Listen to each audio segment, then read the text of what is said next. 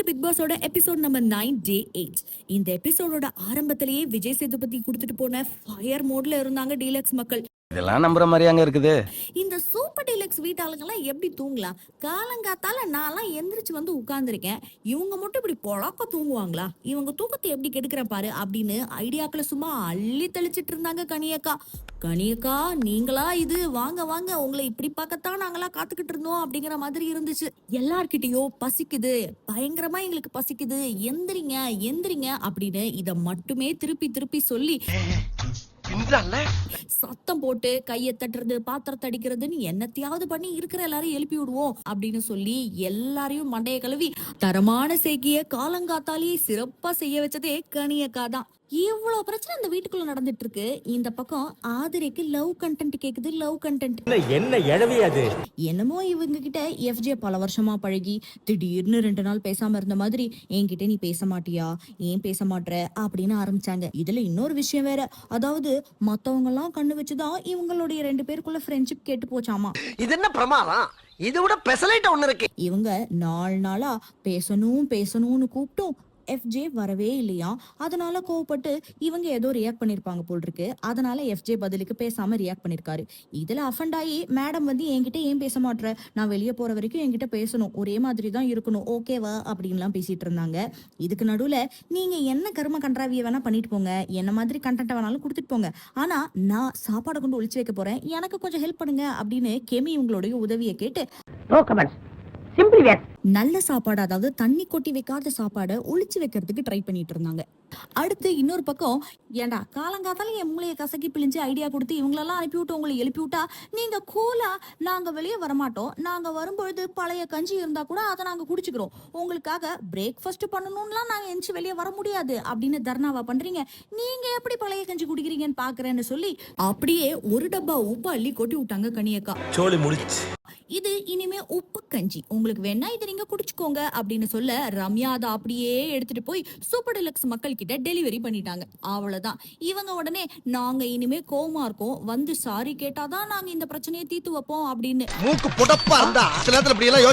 ஒரு பக்கம் இவங்க என்னதான் விழுந்து விழுந்து நீங்க வந்து மன்னிப்பு கேட்கணும்னு சொன்னாலும் அந்த பக்கத்துல இருக்கிற டீலக்ஸ் மெம்பர்ஸ் அதை கண்டுக்கவே இல்லை.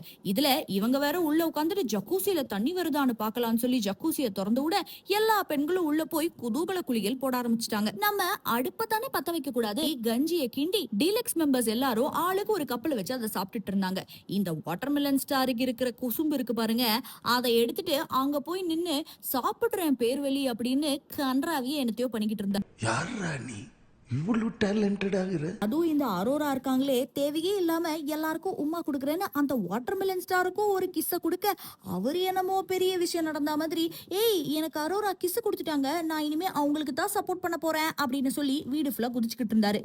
அவனை சொல்லி நிறுத்துங்களேன்டா. இன்னொரு பக்கம் அது மட்டும் பார்த்தாதுன்னு டைனிங் டேபிள்ல இருந்து அவங்க ஜக்கூசியில குளிக்கிறதுக்கு ஸ்ட்ரெயிட் வியூவா தெரியற மாதிரி ஒரு இடத்த பார்த்து உட்காந்துக்கிட்டு, hey hi Arora, hi Arora அப்படின்னு இங்க இருந்து கை காட்டிக்கிட்டு ஹார்ட் காமிச்சு அம்பு விட்டுக்கிட்டு இருந்தாரு. அவன் இன்னும் திருந்தல மாமா. இத பார்த்த வினோத், இவர் ஸ்ட்ரெயிட்டா வேணும்னே உட்கார்ந்துருக்காரு, இதை நாங்க வன்மையா கண்டிக்கிறோம் அப்படின்னு சொல்லி அந்த இடத்துல நின்னு, அதாவது பெண்கள் அவர் மறைக்கிறாராமா, அவங்க குளிக்கிறத மத்தவங்க பாக்குறத தடுக்கிறாராமா அப்படிங்கிற பேர்ல அவர் என்னமோ பண்ணிக்கிட்டு இருந்தாரு. இப்படி வீடே பிஸியா இருக்கும்போது கமருதீன் ரொம்ப அதிபுத்திசாலி மாதிரி இவங்க உப்பள்ளி கொட்டி இருக்கிற குண்டாவை டைனிங் டேபிள்ல இருந்து எடுத்துட்டு ஓடுறேன்னு வேக வேகமா வெளியே வந்து எடுத்துட்டு சூப்பர் டீலக்ஸ் ரூம்குள்ள ஓடிட்டாரு. இத அந்த பக்கத்துல இருக்கிற சூப்பர் டீலக்ஸ் மெம்பர்ஸ் எல்லாம், ஆஹா பாத்தியா நம்ம எவ்வளவு அருமையா அந்த சாப்பாடு திருட்டிட்டு வந்துட்டோம் அப்படின்னு சொல்லி பயங்கரமா ஆட்டம் போட, கடைசியில அது உப்புன்னு தெரிஞ்ச உடனே கேவலமா ஆயிடுச்சேப்பா அப்படின்னு அசிங்கப்பட்டு போனாங்க. அப்ப புரியல, இப்ப புரியுது. சூப்பர் டீலக்ஸை பொறுத்த வரைக்கும் அவங்களும் விளையாட மாட்டாங்க, ஆப்போசிட்ல இருக்கிறவங்களும் விளையாட விட மாட்டாங்க. இன்னொரு பக்கம் திடுதிப்புன்னு ரம்யா மயக்கம் போட்டு விழ எல்லாரும் உடனே அவங்களை கூட்டிட்டு டாக்டர் செக்அப்க்கு அழைச்சிட்டு போனாங்க. ஆனா அப்ப கூட மிஸ்டர் வினோத் இருக்காரு, ஏய் எல்லாரும் வெளியே வந்துடாதீங்க, எல்லாருமா இந்த ரூமை விட்டு வெளியே வந்தீங்கன்னா உடனே சமையல் ஆரம்பிச்சிருவாங்க, அதனால நீங்களா இருங்க, முக்கியமா நான் ஒரு பையன்ல இந்த இடத்துல போய் நான் நிக்கணும், இல்லன்னா தப்பாயிடும்பா அப்படின்னு சொல்லிட்டு போறாரு. என்ன சொல்றான் பாருங்க. அடுத்ததா இந்த சீசன்ல வீட்டு தலைக்கு அப்படின்னு சொல்லிட்டு ஒரு வால் கிரியேட் பண்ணிருக்காங்க எவ்ரி வீக் யாரு கேப்டன் ஆகுறாங்களோ அவங்களோட போட்டோஸ் அந்த வால்ல பதிக்கப்படுமா. அதை இந்த வாரம் துஷார் சிறப்பா செஞ்சு முடிச்சாங்க. பின்னாடியே ஸ்வாப்பிங் டாஸ்க் வந்தது. சூப்பர் டீலக்ஸ் வீட்ல இருந்து 3 பேரும், டீலக்ஸ் வீட்ல இருந்து 3 பேரும் இந்த காம்படிஷன்ல பங்கெடுத்துக்கலாம்.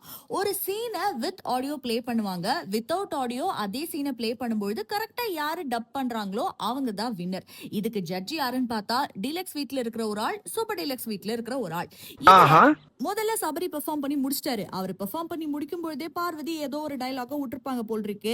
நமக்கு தான் கிடைக்கிற கேப்ல எல்லாம் வீடு கட்டுற பழக்கம் இருக்கே, அந்த மாதிரி பார்வதி ஏதோ ஒன்னு சொல்ல, அதுக்கு எஃப்ஜே உடனே இங்க பாருங்க நான் கரெக்டா தான் பாத்துட்டு இருக்கேன், ஒழுங்கா பார்த்து தான் நான் மார்க் போட்டுட்டு இருக்கேன், நீங்க கொஞ்சம் அந்த பக்கம் தள்ளி போய் உட்காருங்க அப்படின்னு சொன்ன உடனே நம்ம பாருக்கு அஃபண்ட் ஆயிருச்சு போல் இருக்கு. இதெல்லாம் யாரா உன்ட்ட கேட்டா, யாரா நீ? உடனே நண்பர் இருக்காரே, அதான் பாருடைய நெருங்கிய நண்பரான வாட்டர்மெலன் உள்ள குதிச்சிட்டாரு. ஒரு கடத்துல பிரவீன் ராஜ் தன்னோட பெர்ஃபார்மன்ஸ் முடிச்சிட்டு நேரா வந்து நியாயமா பார்த்தா எல்லாரையும் தானே கத்திருக்கணும். என்ன இது? முக்கியமா விஜய் பாரு, வாட்டர்மெலன் ஸ்டார் எஃப்ஜே 3 பேரும் தான் சண்டை போட்டாங்க. ஆனா அவரு தன்னுடைய டார்கெட் ஒரு ஆள் தான் அப்படின்னு சொல்லிட்டு நேரா வாட்டர்மெலன் ஸ்டார் சட்டையை பிடிச்சிட்டாரு. நீ எல்லாம் நடிகன்னு சொல்லி வெளியே சுத்தாத அப்படின்னு அசிங்கப்படுத்தி விட்டாரு. வெரி குட், எல்லாரும் ஜோரா ஒரு தடவை கை தட்டுங்க. இந்த போட்டியோட முடிவுல சூப்பர் டீலக்ஸ் வீடு தோத்து போச்சு அப்படிங்கறதுனால சூப்பர் டீலக்ஸ் வீட்ல இருந்து கமருதீன் அண்ட் அரோரா டீலக்ஸ் வீட்டுக்கு வரதுக்கு ரெடியானாங்க. அதே மாதிரி அந்த ரூம்ல யாரை அனுப்பலாம் டிஸ்கஸ் பண்ணும்போது டீலக்ஸ் வீட்டு மக்கள்லாம் கையெடுத்து கும்பிட்டு, எப்பா சாமி இந்த பார்வதி எப்படியாவது அமுச்சு விட்டுருப்பா, எங்களால முடியல அப்படின்ற அளவுக்கு ரெடி ஆயிட்டாங்க. அதே மாதிரி பார்வதியும் நானும் என் நண்பர் திவாகரும் அந்த வீட்டுக்கு போறோம் அப்படின்னு சொன்னதுனால கூடவே ஆதரையும் போறதுக்கு ரெடி ஆனாங்க. முக்கியமா இது பத்தின அனௌன்ஸ்மெண்ட் கொடுக்கும்போது திவாகருக்கு மனசெல்லாம் ஒரே வலியா. என்னடான்னு பார்த்தா அரோராவி என்னையும் பிரிச்சுட்டீங்களே, நான் அவங்களுக்காக தான் இந்த வீட்டுக்கே வந்தேன் அப்படிங்கிற மாதிரி சொல்லிக்கிட்டு இருந்தாரு. வெக்கமா இல்ல? இன்னொரு பக்கம் நாமினேஷன் ஃப்ரீ பாஸ் யாருக்குன்னு உங்களுக்குள்ள பேசி ஒரு முடிவுக்கு வாங்கடா அப்படின்னு சொல்லி பிக் பாஸ் சொல்ல, இதுலயும் பாரு போன வாரம் என்ன புரட்டி எடுத்தது நீங்களே பாத்தீங்க, எனக்கு தயவு செஞ்சு அந்த பாஸ கொடுத்துருங்கப்பா அப்படின்னு பேசினாங்க. அவங்களுக்கு சப்போர்ட்டா நான் வரேன் அப்படின்னு திவாகர் பேச, கடுப்பான ரம்யா உங்க வேலையை மட்டும் பாருங்க. ரைட் விடு. ஒரு கட்டத்துல பாரு இல்லங்க நான் மக்களை ஃபேஸ் பண்றேன் அப்படின்னு பின்வாங்கிட்டு, ஆனா திவாகருக்கு வாய்ப்பு கொடுங்க, இப்ப ஓட்டு போடுங்க அப்படின்னு அவங்க 6 பேருக்குள்ள ஓட்ட போட்டு கடைசியில அந்த ஓட்டு டையில முடிய திவாகர் இல்லங்க நான் என் மக்களை ஃபேஸ் பண்ணி என்னுடைய திறமையை நிரூபிச்சுக்கிறேன் அப்படின்னு அவரே வாலண்டியரா முன்னாடி விட்டாரு. கடைசியில இந்த பாஸ் போனது ஆதிரைக்கும் வியானாவுக்கும். ஒருத்தங்களா வந்து அவங்களோட நாமினேஷன் வச்சிட்டு இருந்தாங்க. இதுல எனக்கு பயங்கரமான ஆச்சரியம் கலைதான்.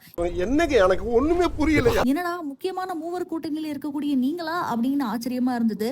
ஆனா அவர் சொன்ன பாயிண்ட் என்னமோ உண்மைதான். என்னதான் நம்ம உருண்டு பிறண்டு வாட்டர்மெலன் ஸ்டாருக்கு ஒரு நாள் ஃபுல்லா கிளாஸ் எடுத்தாலும் அவர் என்ன நினைக்கிறாரோ, அவர் என்ன சொல்லணும்னு நினைக்கிறாரோ அதை மட்டும் தான் செய்யறாரு, அதை மட்டும் தான் பண்றாரு. இன்னொரு பக்கம் ஆதரை வரும்பொழுது பிக் பாஸ் என்ன மாஸ்க் ஏன் போட சொன்னு இப்பயாச்சும் புரிஞ்சிச்சா அப்படின்னு கேட்டா, எனக்கு தெரியல பிக் பாஸ், நான் நல்லா தான் பண்ணேன், ஆனாலும் என்ன போட சொல்லிருக்கீங்க. மேபி இந்த கேப்டன்சி டாஸ்க் பண்ணணும்னா இல்ல கேப்டனா ஆகணும்னா நிறைய விஷயங்கள் தெரிஞ்சுக்கணும் புரிஞ்சுக்கணும், அதுக்காக இருக்கும்னு நான் நினைக்கிறேன் அப்படின்னு சொன்னாங்க.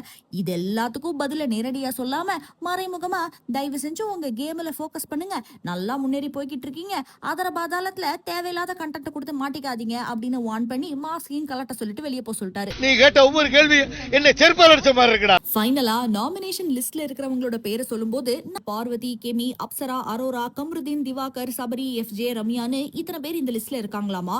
இந்த லிஸ்ட சொல்லி முடிச்சோனையோ பார்வதிக்கு ஓ மை காட் நான் இந்த லிஸ்ட்ல இருக்கேனா, அப்ப நான் கரெக்டா தான் இந்த வீட்ல இருக்கேன்னு நினைக்கிறேன், இத்தனை பேருக்கு என் மேல வன்மம் இருக்குல்ல அப்படின்னு சொல்லி பயங்கரமான ரியாக்ஷன். அவன் இன்னும் திருந்தல மாமா. அது மட்டும் இல்லாம இந்த முக்கிய புள்ளி மூவர் கூட்டணி இருக்காங்க இல்லையா, இவங்க 3 பேரும் நாமினேஷன் எப்படி நடந்திருக்கும் அப்படின்னு டிஸ்கஸ் பண்ணிட்டு இருந்தாங்க. அதுலயும் திவாகர் சொல்றாரு, நான் தான் ரம்யாவோட முகத்திரை கிளியறதுக்கு காரணம், எஃப்ஜியோட முகத்திரை கிளியறதுக்கும் நான் தான் காரணம், அவங்க 2 பேரும் எப்படிப்பட்டவங்கன்னு மக்களுக்கு நான் தான் எடுத்து சொல்லியிருக்கேன். அதே மாதிரி பாரு கெமியோட முகத்திரை கிழிஞ்சு இன்னைக்கு அவன் நாமினேஷன்ல நிக்கிறதுக்கு நீ தான் காரணம் அப்படின்னு சொல்லிக்கிட்டு இருக்காரு. இது என்ன பிரமாதம், இது விட பெசலைட் ஒண்ணு இருக்கு. கூடவே பாரு சொல்றாங்க, கன்னிங்கான லேடி இந்த கனி, இவங்களோட முகத்திரையை தான் அடுத்து கிழிக்கணும் அப்படின்னு. இவங்க 3 பேரும் சேர்ந்து அடுத்ததா கனியை டார்கெட் பண்ண போறாங்களாமா. இவங்க முகத்திரையை அடுத்தவங்க கிழிக்கிறாங்களா இல்ல அடுத்தவங்க முகத்திரையை இவங்க கிழிக்கிறாங்களாங்கிறத பொறுத்து இருந்து பார்க்கலாம். இதே மாதிரி பல பிக் பாஸ் அப்டேட்ஸ் தெரிஞ்சுக்கிறதுக்கு மறக்காம தி ரிவ்யூ ஹப் சேனலை சப்ஸ்கிரைப் பண்ணிடுங்க.